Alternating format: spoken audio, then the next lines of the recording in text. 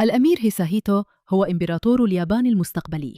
هو عنده بس 19 سنة، لكن باعتباره الوريث الذكر الشاب الوحيد، مصير سلالة بقالها أكثر من 1500 سنة معتمد عليه بالكامل. ومع ذلك ورا الابتسامات اللي قدام الناس، حياته أعقد وأصعب بكتير من اللي أي حد ممكن يتخيله من بره. وهو عنده 12 سنة بس، واحد غريب اقتحم مدرسته وحاول يقتله، وده كان مجرد البداية. إيه تاني اضطر الأمير الشاب ده يتحمله؟ وإيه اللي مستنيه في المستقبل؟ ليه ناس كتير بيعتقدوا إنه الأميرة آيكو هي اللي المفروض ترث العرش بدلاً منه؟ ومين اللي ممكن تكون مراته المستقبلية حسب التقارير؟ اتفرج على الفيديو كامل علشان تعرف. ما تنسيش تعملي لايك واشتراك. يلا بينا نبدأ. العائلة الإمبراطورية في اليابان واحدة من أقدم الملكيات الوراثية في العالم، وتاريخها بيرجع لأكثر من 1500 سنة. بس لقرون طويلة الخلافة كانت ماشية على قاعدة صارمة. بس الذكور اللي من نسل ذكور هم اللي يقدروا يرثوا عرش الأقحوان. القانون ده بقى مشكلة كبيرة في أوائل الألفينات، عشان الإمبراطور ناروهيتو والإمبراطورة ماساكو كان عندهم طفل واحد بس، بنتهم الأميرة آيكو. ومن غير ولد، مستقبل العيلة الإمبراطورية فجأة بقى مش واضح.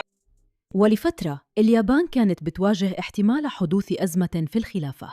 الحكومة حتى بدأت تتناقش إذا كان القانون لازم يتغير علشان يسمح للستات بوراثة العرش. وكتير من الناس كانوا بيعتقدوا إن الأميرة آيكو ممكن في يوم من الأيام تبقى أول إمبراطورة حاكمة في تاريخ اليابان الحديث. لكن بعدين في سنة 2006 كل حاجة تغيرت. الأمير فوميهيتو والأميرة كيكو استقبلوا طفلهم الثالث، وكان ولد صغير اسمه كان الأمير هيساهيتو. وولادته ما كانتش زي أي مولود ملكي عادي.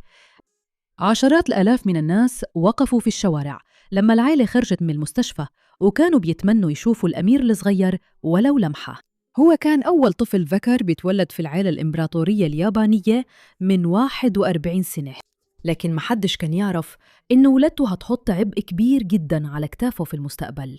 من البداية خالص أمه الأميرة كيكو كانت عايزاه يكبر وسط أطفال عاديين، ويعمل صداقات حقيقية، ويعيش حياته برا القصر. فعشان كده بدل ما تبعته للمدرسة الملكية التقليدية، دخلته مدارس عادية، وبقى أول واحد من العيلة الملكية من زمان جداً يعمل كده. هو ما ترباش كله ورا جدران القصر، والفترة كانت حياته شكلها عادي بشكل مفاجئ بالنسبة لإمبراطور المستقبل. وكمان تكون عنده شغف كبير بالطبيعة، خصوصاً اليعاسيب. وهو طفل بدأ يهتم بدراستهم، وقضى وقت بيراقب أنواع مختلفة منهم وبيجمع معلومات عنهم. الإعلام حتى أطلق عليه لقب أمير اليعاسيب. لكن الحياة العادية دي ما استمرتش للأبد. في سنة 2019 لما كان هيساهيتو عنده 12 سنة بس، حصلت حاجة مزعجة جداً.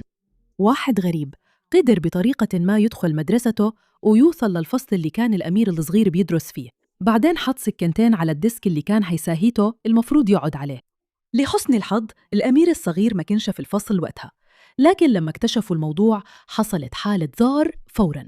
الشرطة بعدين قبضت على مشتبه فيه عنده 56 سنة، واللي اعترف إنه عمل كده لأنه مش راضي عن نظام وراثة العرش في اليابان، وقال كمان إنه كان حتى بيفكر يقتل الولد.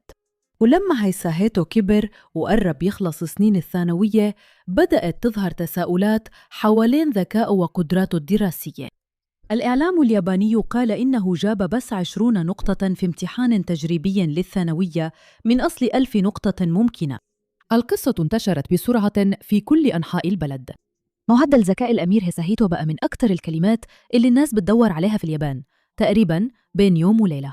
وبعدين حصل جدل تاني.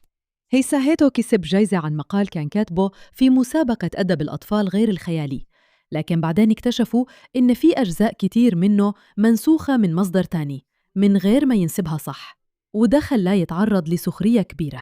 بس أكبر جدل كان لسه جاي. وظهرت تقارير بتقول إن والدته الأميرة كيكو كانت بتحاول تأمن مستقبل ابنها مكان في كلية الزراعة في جامعة طوكيو المرموقة عن طريق برنامج توصية خاص، وده ممكن يسمح له يتخطى امتحان القبول العادي اللي باقي الطلبة لازم يعدوا عليه. النقاد فوراً اتهموا العيلة الإمبراطورية إنهم بيستغلوا امتيازاتهم علشان يدوله معاملة خاصة. هياشاهاتو في الآخر التحق بجامعة تيسوكوبا، وهناك درس علم الأحياء. بس ناس كتير فضلت تتساءل إذا كان أهله ضغطوا عليه علشان يدخل مدارس مرموقة وبيئات أكاديمية أكبر من قدراته. وغيرهم قالوا إنه لو هيبقى إمبراطور في يوم من الأيام، شخصيته وقدرته على التواصل مع الناس أهم بكتير من التفوق الأكاديمي. بس يا ترى هيساهيتو فعلاً هيبقى الإمبراطور الجاي؟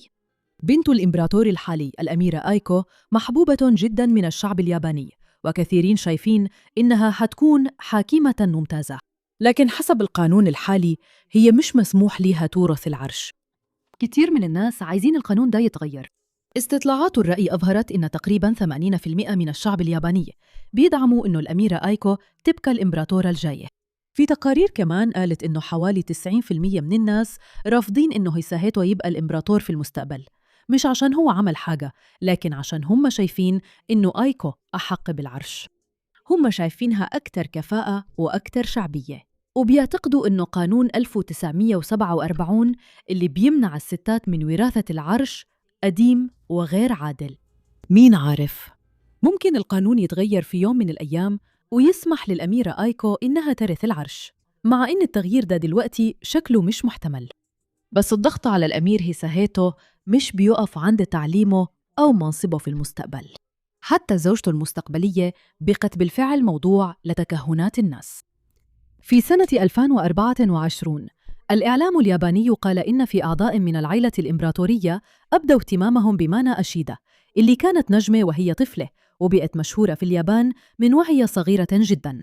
اتولدت سنة 2004، يعني أكبر من هيساهيتو بس بسنتين، وهم قريبين في السن لدرجة إنهم يقدروا يشتركوا في اهتمامات كتير. أشيدا معروفة بذكائها وخلفيتها الأكاديمية القوية، لأنها قدرت تدخل جامعة كيو المرموقة. بما إنها تربت تحت أنظار الناس وهي طفلة مشهورة، في تقارير بتقول إنها ممكن تكون عندها القدرة على التحمل اللي هتخليها تقدر تتعامل مع الضغوطات الكبيرة اللي في حياة العائلة الإمبراطورية. طبعاً ما فيش أي تأكيد رسمي إن مانا أشيدا هتكون زوجة هيساهيتو المستقبلية. لما تسأل هيساهيتو عن الجواز في أول مؤتمر صحفي ليه، قال ببساطة إنه لسه ما فكرش في الموضوع بعمق، بس واضح إن الناس اللي حواليه فكروا فيه كويس. في عيد ميلاده 19 في سبتمبر 2025 اليابان عملت احتفال مع ملتوش لشاب صغير من حوالي 40 سنة. هيساهيتو لبس ملابس رسمية تقليدية واداله تاج من الحرير الأسود، وبعدين ركب عربة بجرها الخيول في أرض القصر، نفس العربة اللي أبوه استخدمها سنة 1985. وفي الآخر انحنى قدام الإمبراطور ووعد إنه حيقوم بواجباته وهو واعي تماماً لمسؤولياته كعضو بالغ في العائلة الإمبراطورية. النهاردة الأمير هيساهيتو لسه بيدرس علم الأحياء، بيلعب بادمنتون مع نادي الجامعة بعد المحاضرات، وبيركب عجلته زي أي شاب في سنه.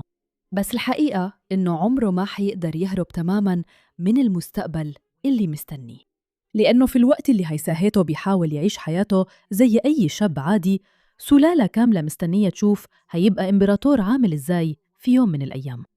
أنت شايفة إنه اليابان لازم تغير قانون الخلافة علشان تسمح للأميرة آيكو تبقى إمبراطورة؟ وحاسة بتعاطف مع الأمير هيساهيتو والضغط المستحيل اللي عايش فيه؟